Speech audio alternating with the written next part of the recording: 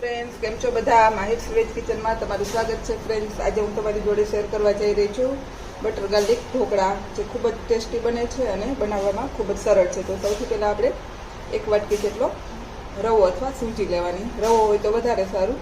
हवे आमां एक चमचो आपणे चणानो लोट लेशुं, बंनेनुं माप सरखुं राखवानुं छे। हवे आमां स्वाद मुजब मीठुं एड करशुं,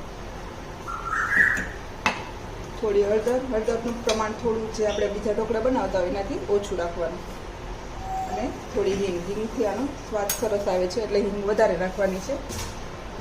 અને પછી આપણે ઘાટી છાશ અથવા દહીં અને પાણીથી એનું ખીરું તૈયાર કરવાનું છે।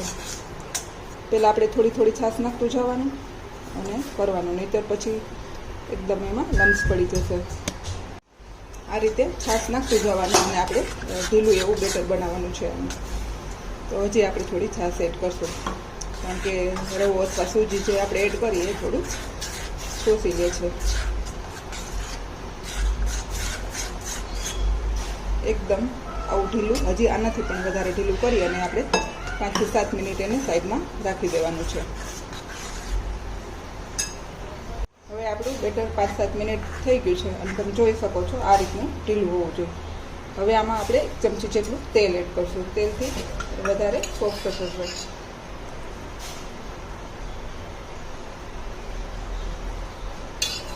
ફરી પાછું એને હલાવી લેશું। હવે આપણે મૂકવા ટાઈમે ઈનો અથવા ફ્રૂટ સોલ્ટ ગમે તમે એડ કરી શકો છો, એડ કરી અને એકદમ હલાવી લેવાનું છે।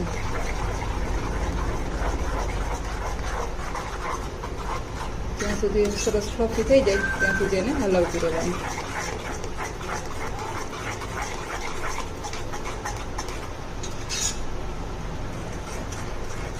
તમે જોઈ શકો છો એકદમ આપણું બેટર છે સરસ ફ્લફી થઈ ગયું છે, અને આવી રીતેથી ફ્લફી થઈ જાય પછી આપણે તેલ લગાવેલી પ્લેટમાં ડાયરેક્ટ એને ઢાળી દેવાનું છે।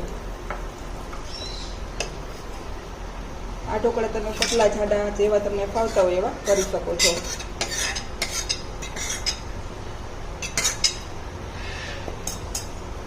ડાયરેક્ટ આપણે પહેલેથી જ સ્ટીમરને રેડી રાખવાનું છે અને ડાયરેક્ટ એને સ્ટીમ કરી લેવાના છે 10 થી 12 મિનિટ સુધી। 5 થી 7 મિનિટ થઈ જાય એટલે બ્રેક રાખી અને આપણે થોડો આ મસાલો એડ કરશું, જે આપણે ઇડલીનો ઉપર આપણે કરતા હોય ને એ મસાલો મેં બનાવેલો છે। મિક્સ દાળ છે અને ધાણા, વરિયાળી અને જીરું આ બધું એડ કરી અને પછી આપણે એમાં ચીઝ એડ કરવાનું છે, અને ચીઝ પણ અત્યારે જ એડ કરવાનું છે જેથી કરીને સરસ મેલ્ટ થઈ જાય।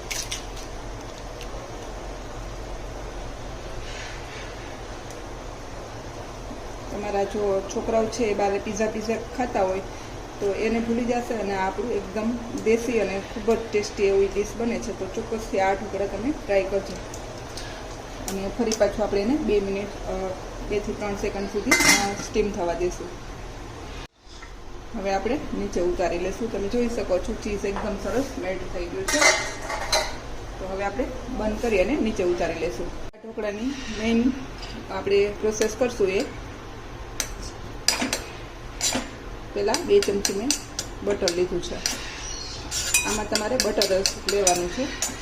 બસ આવું થોડું નોર્મલી એ ઓગળી જાય એટલે એમાં આપણે ગાર્લિક એડ કરશું, અને આમાં મેં 3 ચમચી જેટલું લસણ લીધું હતું એને ક્રશ કરી અને એડ કરવાનું છે। એને ખાંડવાનું નથી, આવી રીતે એના ચંક્સ રહેવા જોઈએ, અને થોડું આને હલાવી લેશું।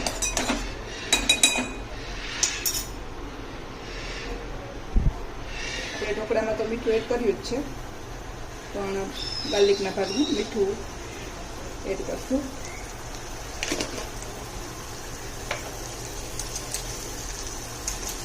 અને થોડું આવું અવાજ આવવા માંડે અને થોડી લસણની સ્મેલ સરસ આવે એટલે એને આપણે વધારે નથી પકાવવાનું, ખાલી કચાસની દૂર કરવાની છે। અને એમાં થોડા આપણે ચીલી ફ્લેક્સ એડ કરશું। અત્યારે તમે ઓરેગાનો એડ કરવો હોય તો પણ કરી શકો છો।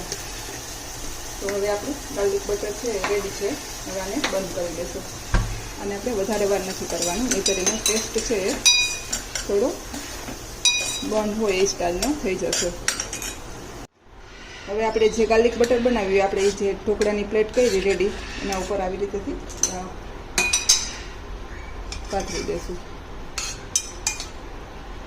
એવી રીતેથી છૂટું છૂટું કરી અને પાથરી દેવાનું છે. આખા ઢોકળાની પ્લેટમાં આપણું ગાર્લિક છે એ સરસ આમ સ્પ્રેડ થઈ જવું જોઈએ, જેથી કરીને આપણા ઢોકળાના બધા પીસમાં એનો ટેસ્ટ સરસ એવો આવી જાય. અને જો તમારે વધારે સ્પાઇસી કરવું હોય તો તમે ચીલી ફ્લેક્સ વધારે એડ કરી શકો છો, પણ મેં મીડિયમ કર્યું છે એટલે મેં ઓછા ચીલી ફ્લેક્સ નાખ્યા છે. તો આ રીતે આપણે બંને પ્લેટમાં ગાર્લિકવાળું બટર છે એને સરસ આવી રીતેથી સ્પ્રેડ કરી દઈશું. ચીઝ પણ છે, ઓરેગાનો એડ કરવો હોય તો કરી શકાય. ગાર્લિક બટર છે એટલે આનો ટેસ્ટ છે એકદમ સરસ અલગ જ આવશે. અને થોડી આપણે ધાણા ભાજી એડ કરશું. તો આ રીતે આપણે બંને પ્લેટને રેડી કરી લઈશું. હવે ઠંડા થઈ જાય પછી એમાં આપણે કાપા કરી લઈશું.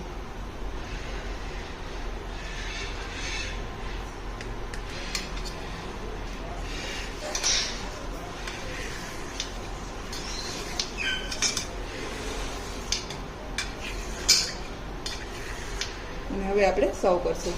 ફ્રેન્ડ્સ, તૈયાર છે મારા ગાર્લિક બટર ઢોકળા. જો તમને મારી આ રેસીપી પસંદ આવે તો લાઇક કરજો, શેર કરજો અને સબસ્ક્રાઈબ કરવાનું ભૂલતા નહીં. અને ચોક્કસથી એક વખત આ રેસીપી બનાવવાની ટ્રાય કરજો. તમે બધા ઢોકળા ભૂલી જશો અને તમે એને લસણની ચટણી અથવા ટોમેટો કેચઅપથી સર્વ કરી શકો છો. Thank you, by.